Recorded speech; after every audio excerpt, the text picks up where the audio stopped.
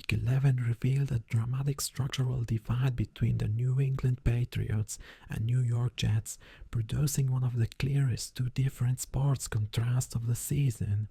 New England operated with a complete and coherent offensive identity built on intermediate precision, layered spacing, and controlled aggression, while simultaneously sporting that structure with sticky coverage, disciplined mat rules, and disruptive interior pressure. In contrast, the Jets leaned almost entirely on quarterback-driven rushing and isolated intermediate wins from a single receiver, as their broader passing game struggled across every meaningful split, from short accuracy and deep ball timings to blitz recognition and clean pocket efficiency. Week 11 revealed a dramatic structural divide between the New England Patriots and New York Jets, producing one of the clearest two different sports contrasts of the season. New England operated with a complete and coherent offensive identity built on intermediate precision, layered spacing, and controlled aggression, while simultaneously sporting that structure with sticky coverage, disciplined mat rules, and disruptive interior pressure. In contrast, the Jets leaned almost entirely on quarterback-driven rushing and isolated intermediate wins from a single receiver, as their broader passing game struggled across every meaningful split, from short accuracy and deep ball timings to blitz recognition and clean pocket efficiency. Offensively, the Patriots delivered one of the most efficient performances of the week. Their quarterback produced 281 yards, with a plus 8.1% completion percentage over expected, and plus 0.30 expected points added per play, controlling the intermediate window with rare anticipation. His short game was precise and rhythm-based with elite accuracy, while his intermediate game, 75% completion, plus 12.1% CPOE, and plus 0.89 EPA per play, became the defining engine of the offense. Even under pressure, his performance remained stable, producing a remarkable plus 17.1% accuracy over expectation and positive EPA despite collapsing pockets. The most telling trait was his structural independence. He generated positive value with and without play action, against blitz and non-blitz looks, from clean pockets and under duress. His time to throw profile, mixing rhythm attempts with measured extensions, helped New England sustain drives at a league-leading level. The Jets' passing offense showed the opposite trend. Their quarterback generated negative 10.1% CPOE and negative 0.19 EPA per play, with failures rooted in timing, accuracy, and decision-making. His short game regressed, minus 7.9% CPOE. His deep game produced no completions, and his clean pocket performance collapsed to a concerning minus 16.5% CPOE with negative EPA blitz and non-blitz splits. Both remained negative, and play action did nothing to elevate accuracy or structure. The only consistently positive element was intermediate passing, where he produced plus 0.82 EPA in limited volume, largely due to one receiver who separated cleanly and ran disciplined leverage attacking routes.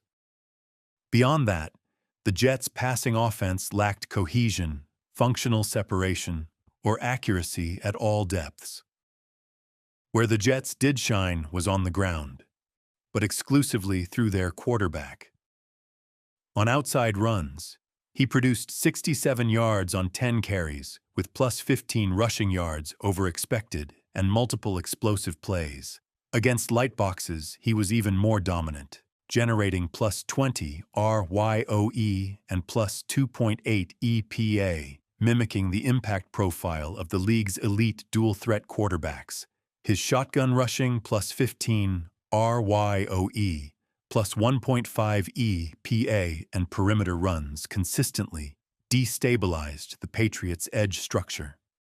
Breece Hall added efficient production in stacked and outside boxes, including +11 RYOE against 8-man fronts and strong under-center efficiency, reaffirming his status as a universal scheme running back. However, without a functional passing counterpart, these runs provided flashes rather than full drives. New England's run game, while less explosive, was sturdy and structurally sound. Trevayon Henderson produced elite under-center output +16 RYOE, 4.2 yards per carry, 2 touchdowns, functioning as the offense's short yardage and red zone engine. His shotgun rushing generated meaningful positive value, and his contact balance compensated for modest initial displacement on inside zone concepts. Henderson also delivered high-level receiving value, winning angle and seam concepts, and functioning as a reliable hot path target. His complete versatility tightened the marriage between New England's run game and intermediate passing structure. The receiving landscape for New England was anchored by 3 highly efficient pass catchers. Stephon Diggs delivered true WR1 production with strong separation across wide, slot, and motion alignments. He won consistently against press, off, and match quarter structures, accumulating 105 yards with significant yards after catch optimization. Mac Hollins offered explosive intermediate and boundary production, producing elite yards per route run and frequent vertical leverage wins, particularly against the Jets' depth cornerbacks. Demario Douglas functioned as a high-level slot separator, thriving especially against off-coverage and motion-created leverage. Combined with Henderson's mismatch prowess and Hunter Henry's steady intermediate chain-moving contributions, New England's pass game created a multi-layered spacing challenge that the Jets never answered. For the Jets, the receiving hierarchy was sharply polarized.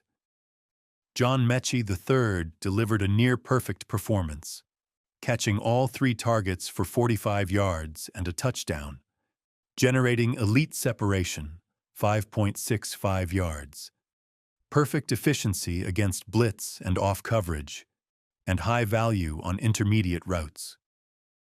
He was their only consistent separator and their only high-efficiency pass catcher. TES Mason Taylor and Jeremy Ruckert provided steady short to intermediate production with above-average separation, functioning as structural stabilizers.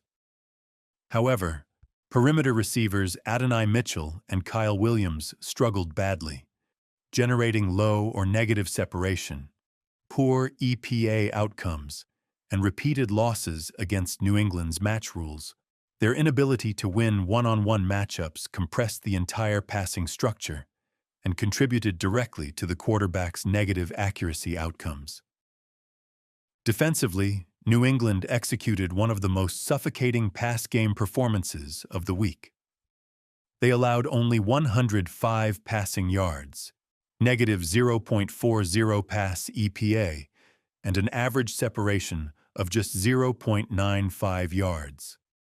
The tightest in your dataset, Christian Gonzalez produced one of the best coverage performances of the week league-wide, allowing only 1 catch for 11 yards on 7 targets, with strongly negative completion probability allowed, and negative EPA. Malachi Moore added reliable slot integrity with near-perfect match discipline, and Tony Adams provided one of the most efficient rotational safety performances.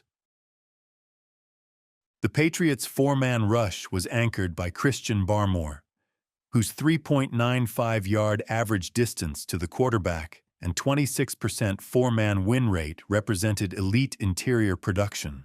While edge pressure was modest, the combination of Barmore's penetration and tight coverage consistently disrupted timing, collapsed intermediate windows, and forced the Jets into late-down improvisation. The Jets' defense presented the inverse profile, strong against the run, particularly outside the tackles, but highly vulnerable in the air. Their perimeter run defense was outstanding, allowing only 2.5 yards per carry outside. With a 0% explosive run rate and negative yards after contact allowed. This represented their only elite phase of the game. However, their pass defense collapsed structurally, allowing 271 passing yards at 7.7 yards per attempt and plus 0.34 EPA per play. Most defenders allowed large separation windows, frequent intermediate completions, and high YAC totals. Only Malachi Moore and Brandon Stevens delivered meaningful coverage wins. Jermaine Johnson II and Joan Briggs supplied the only consistent four-man pressure, while Corey Durden was the sole effective blitzer. The remainder of the defensive front produced minimal disruption, forcing the Jets to blitz more often. But their blitz coverage broke down repeatedly, further increasing explosive pass vulnerability.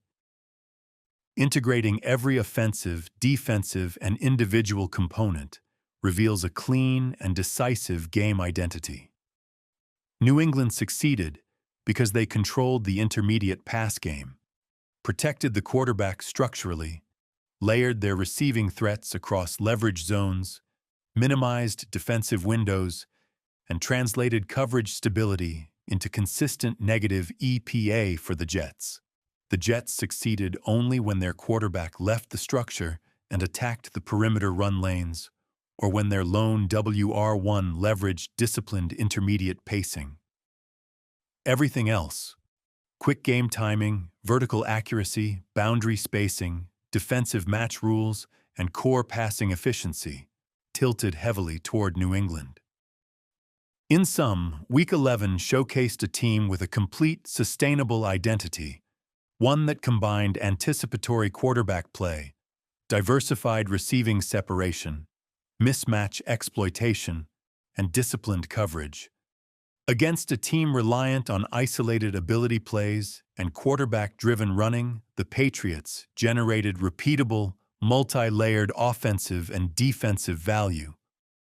The Jets generated flashes. That structural contrast defined every split, every metric, and every on-field outcome. New England's Week 11 defense was one of the tightest coverage units in the league, built on Christian Gonzalez's man-match versatility, Malachi Moore's leverage discipline, Christian Barmore's interior disruption, and exceptionally low separation allowed, 0.95 yards, meaning you cannot beat this defense through timing-based isolation throws. You must attack its structural weaknesses, not its strengths. Their only clear vulnerability is on perimeter runs, where they allowed 5.8 yards per carry, a 28% explosive rate, more than a yard before contact, nearly 4 yards after contact, and a 61% success rate, making wide zone, stretch, toss crack, pin pull, arc read, speed option, and QB keepers the most effective run concepts. The Jets' only offensive success, Fields keepers and Hall bounce-outs, came by forcing the edges to declare and making linebackers flow horizontally rather than downhill. In the passing game, New England's match quarters structure is extremely strong vertically and against isolated routes, but vulnerable to horizontal displacement of safeties, which is why the only explosive Jets passes came on deep overs, cross-country overs, motion glance concepts, and intermediate outs. The correct approach is to use flood and sail combinations, Y-cross, deep overs from condensed splits, motion-based glance RPOs, and slot fade to deep over pairings that pull the backside safety before attacking the crossing window.